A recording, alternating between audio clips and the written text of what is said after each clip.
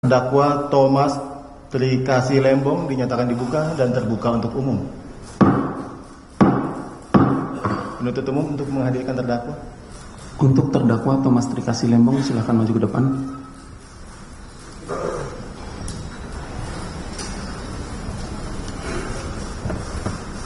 Silakan.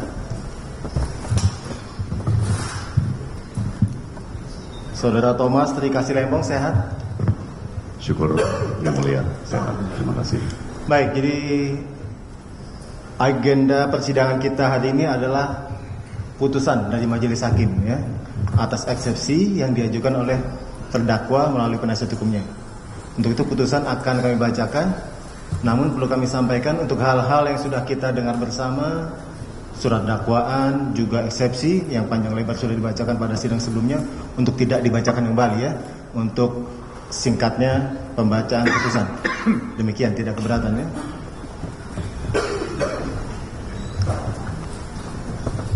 Good.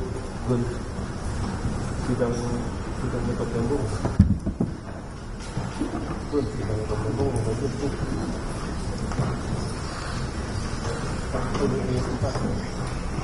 Di berapa ya? Mohon didengarkan. Putusan nomor 34 garing Pitsus TPK 2025 PN Jakarta Pusat.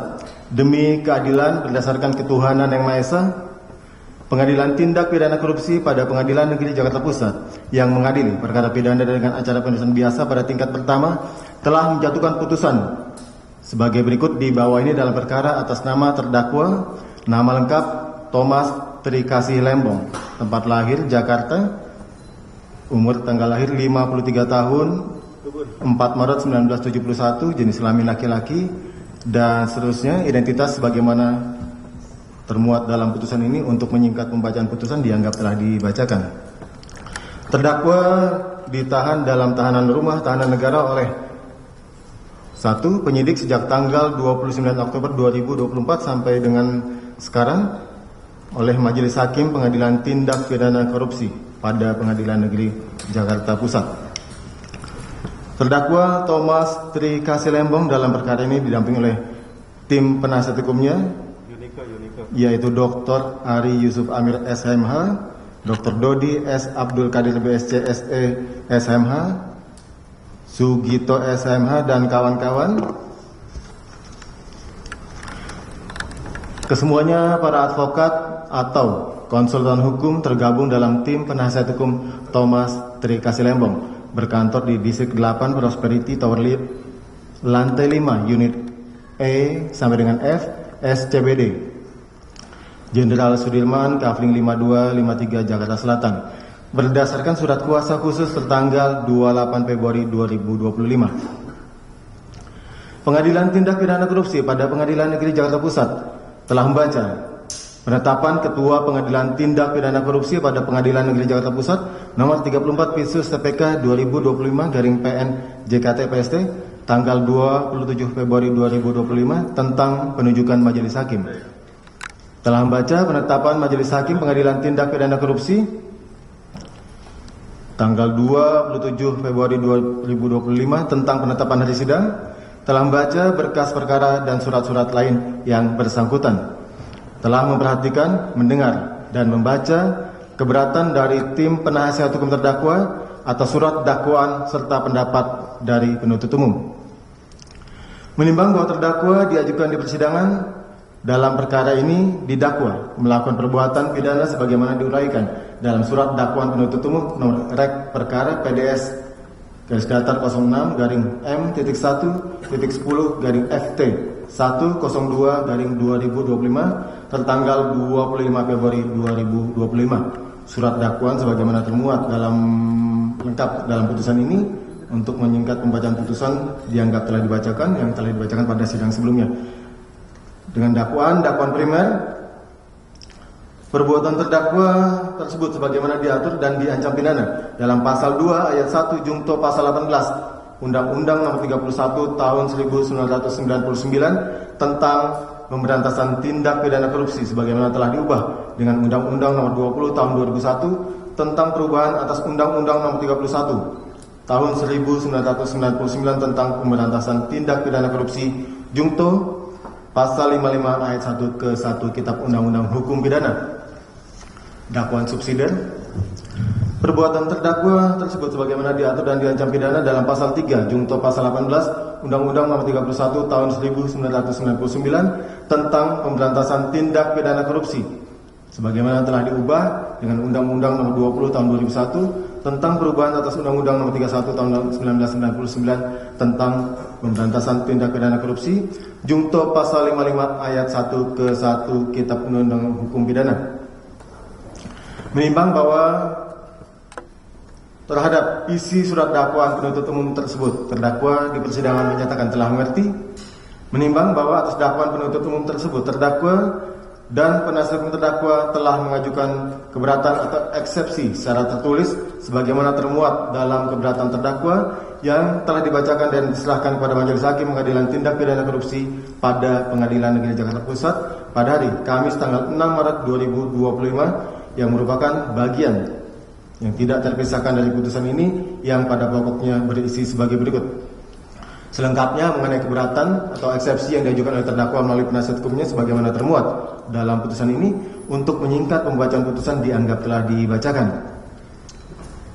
Menimbang bahwa terhadap dalil keberatan atau eksepsi terdakwa serta penasihat hukum terdakwa tersebut, penuntut umum telah mengajukan pendapat secara tertulis sebagaimana dibacakan dan diserahkan kepada Majelis Hakim Pengadilan Tindak Pidana Korupsi pada hari Selasa tanggal 11 Maret 2025. Pada pokoknya sebagai berikut di bawah ini termuat dalam putusan ini.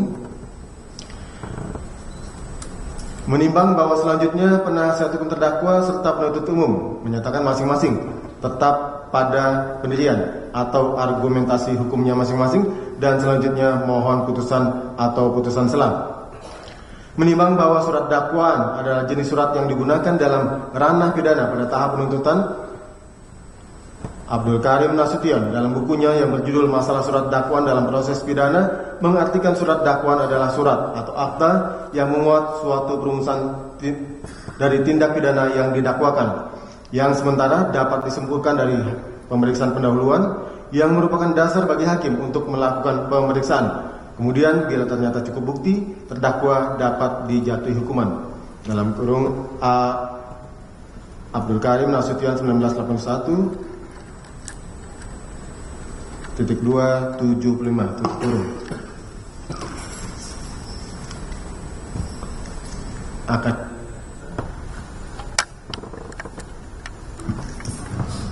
Dilanjutkan. Menimbang bahwa pasal 14 huruf D KUHP menerangkan bahwa membuat surat dakwaan adalah salah satu kewenangan dan penuntut umum berdasarkan ketentuan 140 ayat 1 KUHP. Surat dakwaan dibuat secepatnya apabila penuntut umum berpendapat bahwa dapat dilakukannya penuntut dari berhasil penyelidikan.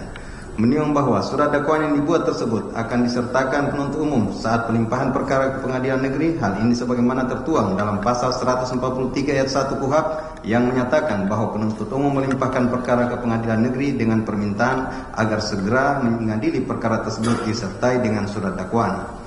Menimbang bahwa selanjutnya terdakwa diberi kesempatan oleh majelis hakim untuk mengajukan eksepsi atau keberatan, menurut HR segera setelah hakim ketua sidang membuka sidang pengadilan, terdakwa atau penasihat hukumnya dapat melakukan suatu perlawanan dengan mengemukakan eksepsi, misalnya A. Pengadilan tidak berwenang untuk mengadili perkara yang bersangkutan. B. Dakwaan dari penuntut umum harus nyatakan sebagai tidak dapat diterima. Atau C. Surat dakwaan dari penuntut umum harus nyatakan sebagai batal demi hukum. Menimbang bahwa perlawanan tersebut hakim harus memberikan putusannya dan atas putusan tersebut terdakwa dapat minta banding ke pengadilan tinggi bersama-sama dengan banding atas putusan akhir dari pengadilan mengenai perkara pidana. Menimbang bahwa KUHP sendiri mengatur jenis-jenis eksepsi tersebut dalam pasal 156 ayat 1 KUHP, di mana berdasarkan ketentuan pasal 156 ayat 1 KUHP dan menurut pedoman pelaksanaan tugas administrasi pengadilan buku 1, ada 3 macam keberatan yang dapat diajukan oleh terdakwa atau penasihat hukumnya, yaitu 1. Keberatan tidak berwenang mengadili, 2. Keberatan dakwaan tidak dapat diterima, dan 3. Keberatan surat dakwaan harus dibatalkan. Menimbang bahwa dari ketiga macam keberatan tersebut, baik terdakwa dan atau penasihat hukumnya dapat mengajukan keberatan tersebut salah satunya atau ketiga macam keberatan tersebut sekaligus, asalkan ada relevansi dan dasar hukumnya terhadap surat dakwaan. Hal ini elementer sifatnya, oleh karena apabila keberatan tidak relevan dan mempunyai dasar hukum, terlebih apabila sampai dicari-cari atau diada-adakan, maka keberatan tersebut pasti akan ditolak oleh hakim. Menimbang bahwa selanjutnya dalam pasal 156 ayat 2 KUHP disebutkan jika hakim menyatakan keberatan tersebut diterima, maka perkara itu tidak diperiksa lebih lanjut. Sebaliknya dalam hal tidak diterima atau hakim berpendapat hal tersebut baru dapat diputus setelah selesai pemeriksaan, maka sidang dilanjutkan. Menimbang bahwa yang menjadi pokok penutusan dalam perkara ini adalah tentang surat dakwaan jaksa penuntut umum yang oleh terdakwa dan atau penasihat hukum terdakwa telah mengajukan keberatan sebagaimana diuraikan di bawah ini, yaitu A. Pengadilan Tindak Pidana Korupsi pada Pengadilan Negeri Jakarta Pusat tidak berwenang untuk memeriksa dan mengadili perkara akuo, eksepsi kompetensi absolut. B. Surat dakwaan akuo error in persona. C. Kegiatan importasi gula periode 2015 sampai dengan 2016 telah diaudit oleh Badan Pemeriksa Keuangan Republik Indonesia selaku lembaga yang memiliki kewenangan konstitusionalitas untuk menyatakan ada atau tidak adanya kerugian negara. Dengan demikian dakwaan penuntut umum yang didasarkan pada laporan hasil audit perhitungan kerugian negara nomor PEE.03-R-S datar 51-D5-01 2025 tanggal 20 Januari 2005 dari Badan Pengawasan Keuangan dan Pembangunan Republik Indonesia BPKP RI haruslah dinyatakan batal demi hukum. D. Surat dakwaan jaksa penuntut umum disusun secara tidak jelas, tidak cermat dan tidak lengkap. 1. Uraian unsur melawan hukum tidak jelas, tidak cermat dan tidak lengkap karena seluruh pengakuan persetujuan impor oleh terdakwa telah memenuhi asas umum pemerintah yang baik sebagaimana diatur dalam Undang-Undang Administrasi Pemerintah dan berdasarkan pemisahan fungsi di dalam Kementerian Perdagangan, khususnya penerbitan pengakuan impor, sehingga surat dakwaan jaksa penuntut umum harus nyatakan batal demi hukum.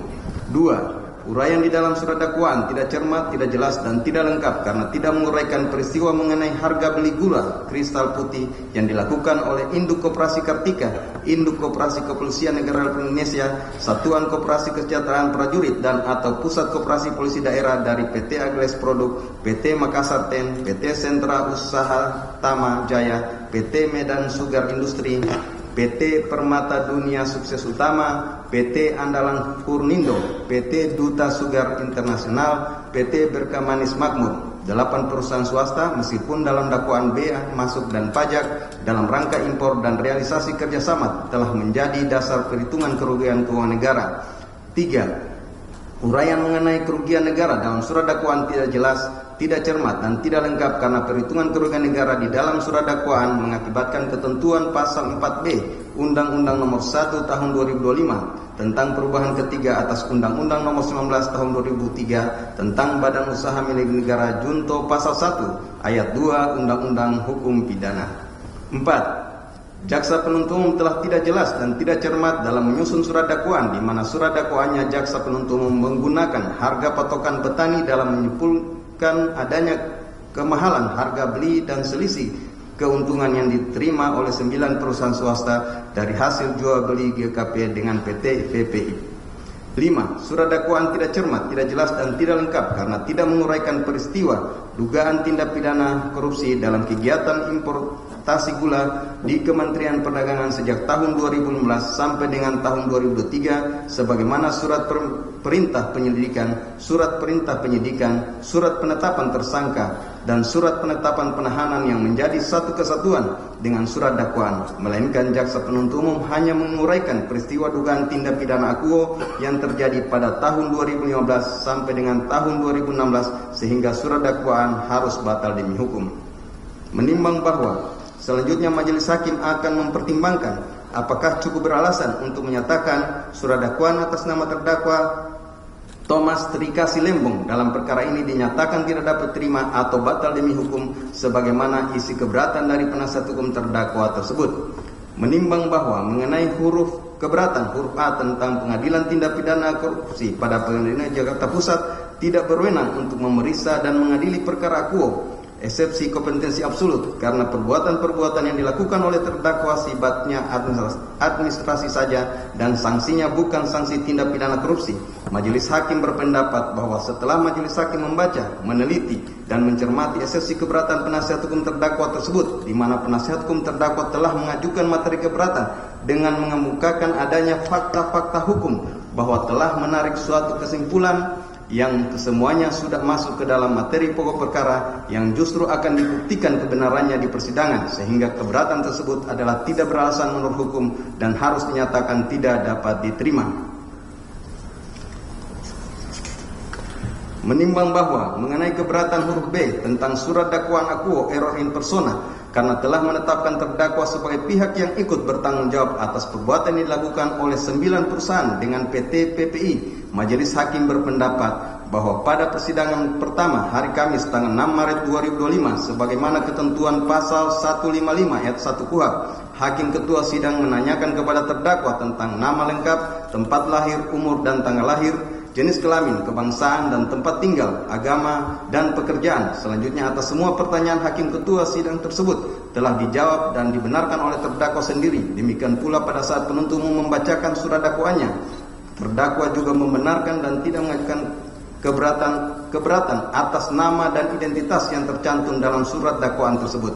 Jadi dengan demikian menurut pendapat majelis hakim dalam perkara tindak pidana korupsi atas nama terdakwa Thomas Trikasi Lembong tidak terjadi kekeliruan mengenai orang yang dimaksud atau kekeliruan mengenai orang error in persona. Sedangkan mengenai peranan terdakwa dalam perkara penggerak, menyuruh, sebagai pembantu atau sebagai orang ikut bertanggung jawab dalam tindak pidana korupsi terkait kegiatan importasi gula di Kementerian Perdagangan RI tahun 2015 sampai dengan tahun 2016 yang merugikan keuangan negara, tentunya hal tersebut baru dapat diketahui setelah memasuki agenda pembuktian dalam persidangan, sehingga keberatan tersebut adalah tidak beralasan menurut hukum dan harus nyatakan tidak dapat diterima.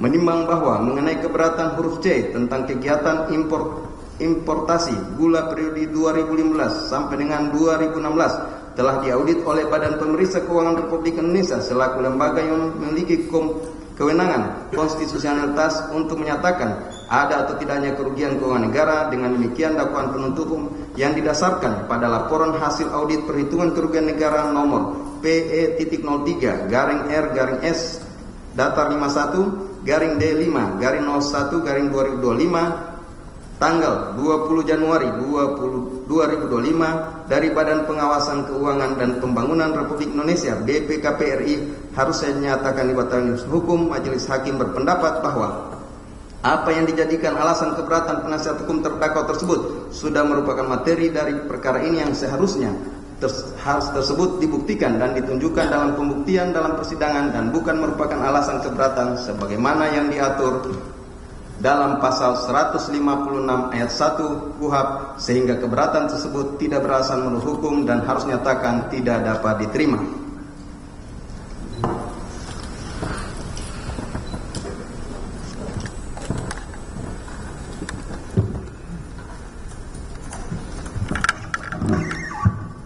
Dilanjutkan.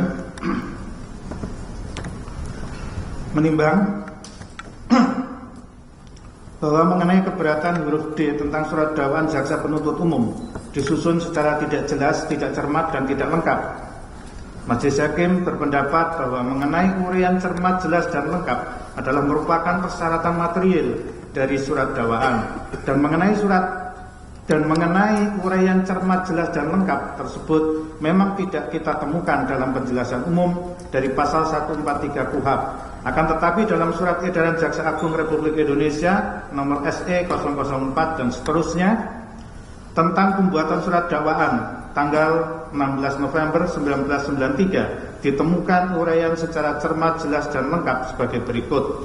Cermat berarti menuntut ketelitian jaksa penuntut umum dalam mempersiapkan surat dakwaan yang akan diterapkan bagi terdakwa.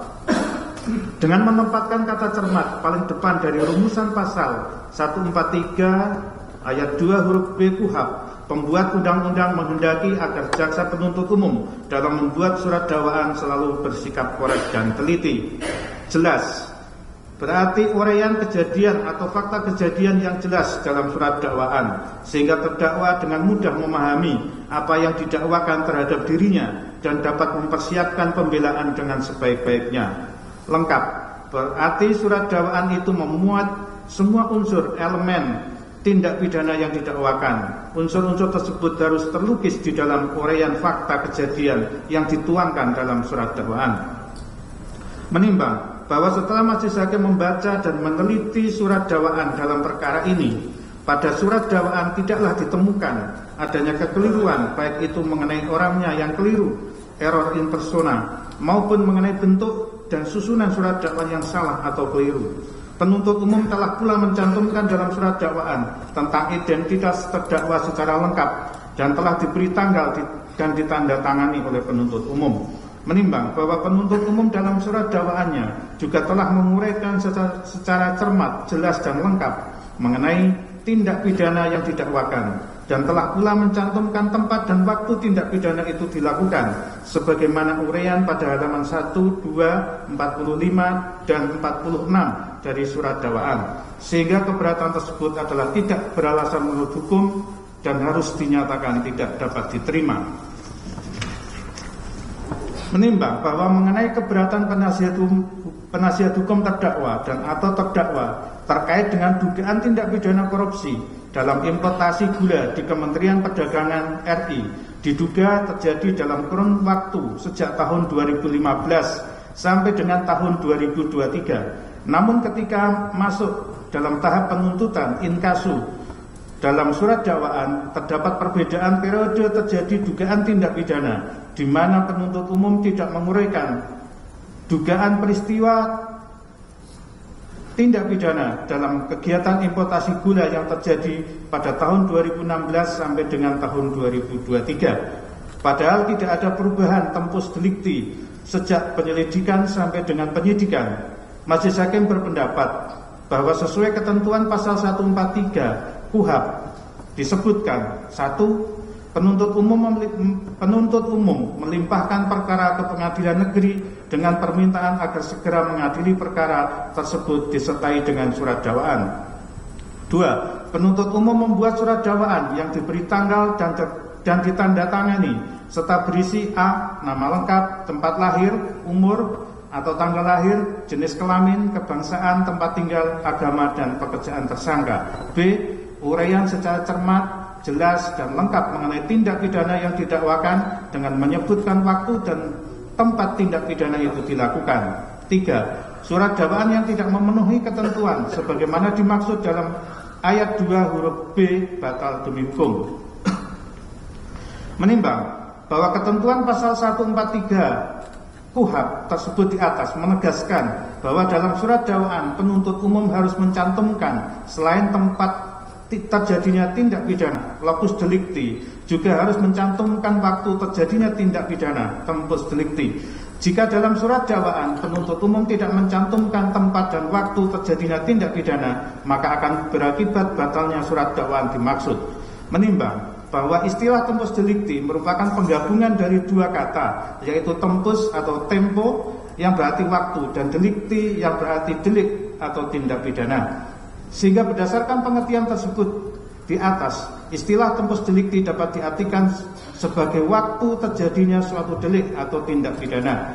Lebih luas lagi, penentuan tempus delicti sangat penting untuk menentukan apakah suatu undang-undang dapat diterapkan terhadap suatu tindak pidana. Menimbang bahwa menurut Mulyatno dalam bukunya yang berjudul Asas-Asas Hukum Pidana menjelaskan bahwa penentuan waktu terjadinya tindak pidana tempus delicti sangat diperlukan meskipun tidak ada ketentuan khusus yang mengatur mengenai hal tersebut dalam Undang-Undang Hukum Pidana. Lebih lanjut, Mulyatno menyebutkan bahwa keberadaan tempus delicti diperlukan karena berkaitan dengan hal sebagai berikut. 1.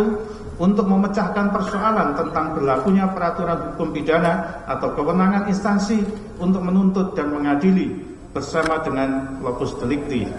2. Memiliki arti penting bagi lex temporis delicti maupun hukum transitor dan mengenai keadaan jiwa atau umur dari terdakwa serta berlakunya tenggang daluarsa. Menimbang bahwa KUHAP menegaskan kewenangan melakukan penuntutan dipegang oleh jaksa selaku penuntut umum, yaitu dalam hal menerima dan memeriksa berkas perkara hasil penyidikan dari penyidik. Selanjutnya penuntut umum melimpahkan berkas perkara ke pengadilan untuk diperiksa dan diputus oleh hakim di sidang pengadilan. Ketentuan itu diatur dalam pasal 1 butir 7, pasal 14 dan pasal 137 KUHAP. Menimbang bahwa kewenangan melakukan penuntutan sejatinya menjadi monopoli mutlak penuntut umum yang lazim disebut asas dominus litis, yang berasal dari bahasa Latin yaitu dominus yang artinya pemilik dan litis yang mempunyai arti perkara atau gugatan. Menimbang bahwa asas dominus litis menegaskan bahwa tidak ada badan lain yang berhak melakukan penuntutan selain penuntut umum yang bersifat absolut dan monopoli. Jaksa penuntut umum menjadi satu-satunya lembaga yang memiliki dan memonopoli penuntutan dan penyelesaian perkara pidana. Hakim tidak dapat meminta supaya perkara pidana yang terjadi diajukan kepadanya, sebab hakim dalam penyelesaian perkara hanya bersifat pasif dan menunggu tuntutan dari penuntut umum. Menimbang bahwa asas ini otomatis menempatkan penuntut umum selaku pengendali perkara, sehingga dapat atau tidaknya dilakukan penuntutan terhadap suatu perkara tindak pidana hasil penyidikan oleh penyidik adalah mutlak wewenang penuntut umum. Begitu pula penuntut umum dapat menghentikan penuntutan dengan alasan tidak cukup bukti, peristiwanya bukan tindak pidana dan perkaranya ditutup demi hukum. Menimbang bahwa surat dakwaan merupakan penataan konstruksi yuridis atas fakta-fakta perbuatan terdakwa yang terungkap sebagai hasil penyidikan dengan cara merangkai perpaduan antara fakta-fakta perbuatan tersebut dengan unsur-unsur tindak pidana sesuai dengan ketentuan undang-undang pidana yang bersangkutan. Pembuatan surat dakwaan dilakukan oleh penuntut umum bila ia berpendapat bahwa dari hasil penyidikan dapat dilakukan penuntutan sebagaimana ketentuan pasal 140 ayat 1 KUHAP. Sedangkan dalam pasal 14 huruf D KUHAP menyebutkan bahwa yang membuat surat dakwaan adalah penuntut umum. Artinya bagaimana bentuk dan susunan surat dakwaan dalam KUHAP tidak ditentukan. Oleh karena susunan dan bentuk surat dakwaan tidak ditentukan dalam KUHAP, maka mengenai bentuk dan susunan surat dakwaan sepenuhnya menjadi kewenangan penuntut umum.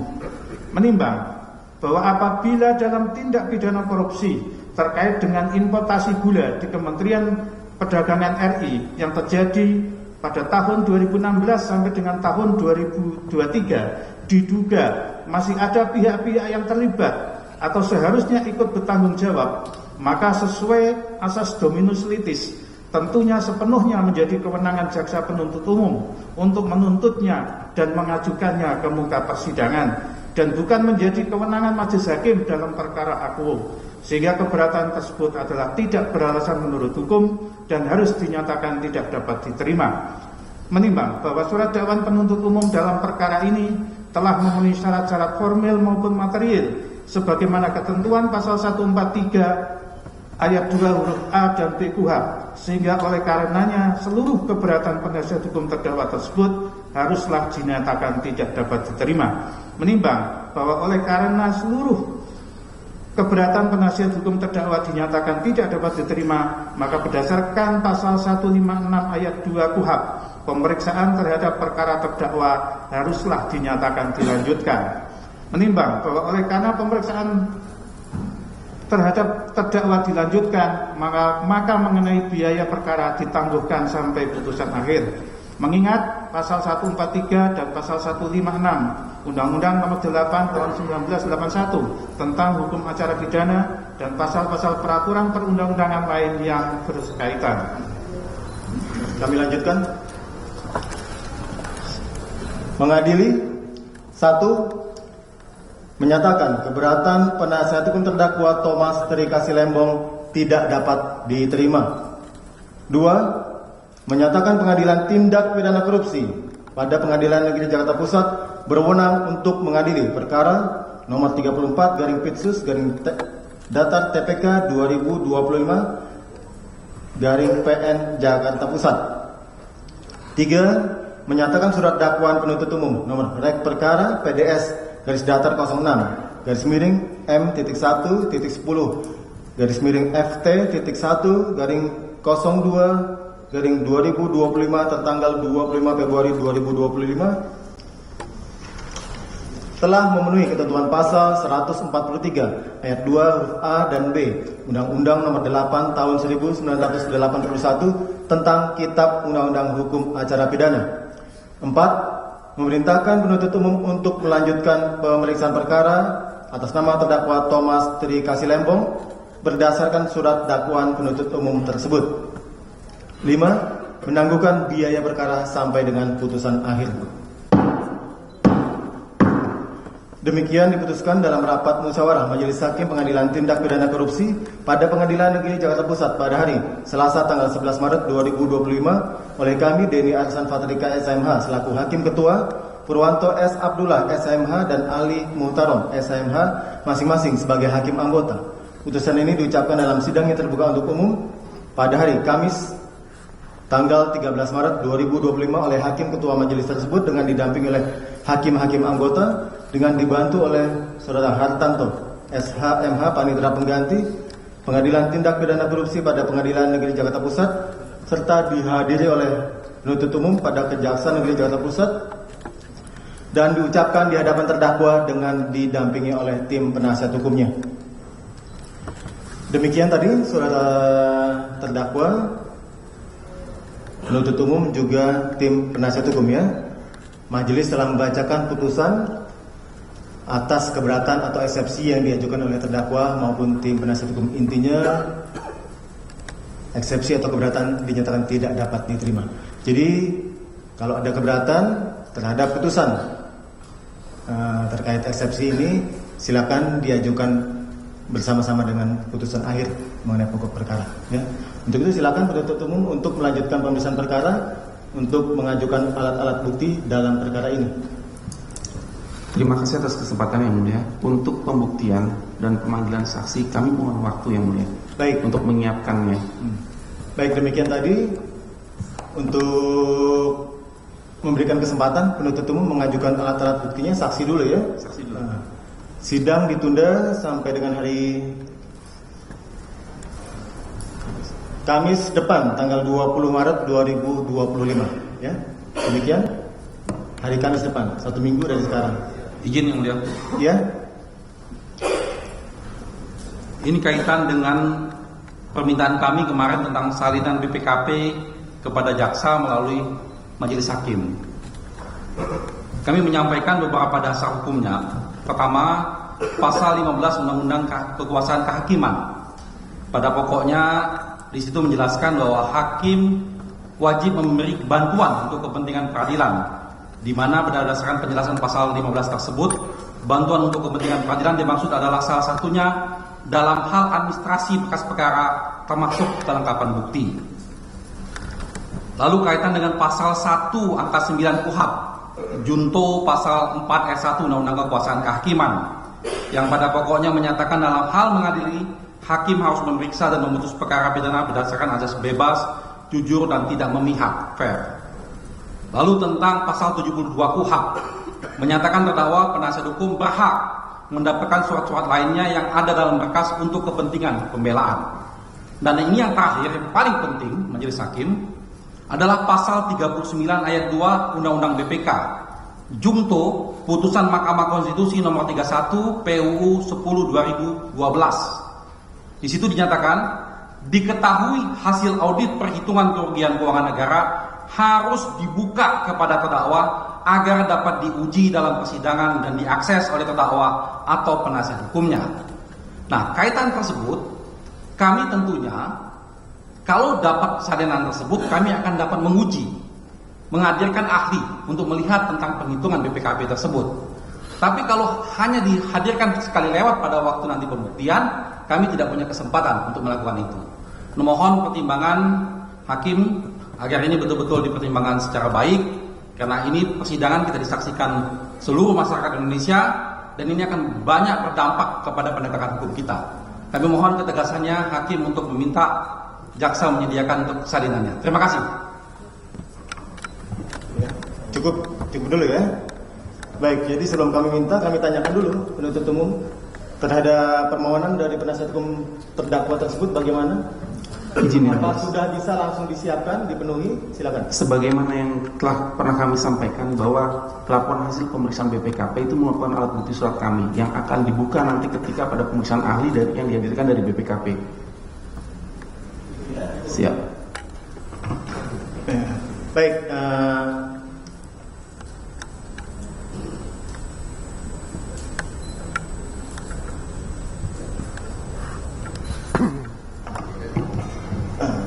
baik, jadi mendengar permohonan dari tim penasihat hukum terdakwa, juga tanggapan dari penuntut umum, pada dasarnya majelis menyatakan bahwa laporan hasil audit perhitungan kerugian keuangan negara ya, itu adalah merupakan hak dari terdakwa. Jadi terdakwa berhak untuk menuntut laporan hasil audit tersebut yang akan digunakan sebagai bahan pembelaannya di persidangan. Jadi untuk itu kami minta juga kepada penuntut umum untuk secepat mungkin segera memberikan laporan hasil audit tersebut kepada terdakwa ataupun tim penasihat hukumnya. Terima kasih majelis. Kita sebentar ya. Jadi tidak perlu menunggu nanti pembuktian lebih lanjut lagi, agar terdakwa maupun tim penasihat juga punya waktu yang cukup untuk mempelajari. Ya, demikian. Biar persidangan juga kami harapkan berjalan seimbang, fair trial. Demikian. Bisa dipenuhi kapan kira-kira? Kami akan usahakan minta waktunya. Mohon kepastian. Kita minta coba di sidang berikutnya ya untuk Oke, kami usahakan yang mulia. disampaikan kepada tim penasihat hukum. Demikian. Kami rasa cukup demikian. Terima kasih majelis hakim. Baik, kembali lagi ke penundaan sidang berikutnya dijadwalkan dibuka kembali pada hari Kamis tanggal 20 Maret 2025. Ya, perintah kepada penuntut umum untuk menghadirkan saksi-saksi dan juga laporan hasil audit perhitungan kerugian keuangan negara. Ya, terdakwa tetap dalam tahanan, sidang ini selesai dan ditutup. Terima kasih.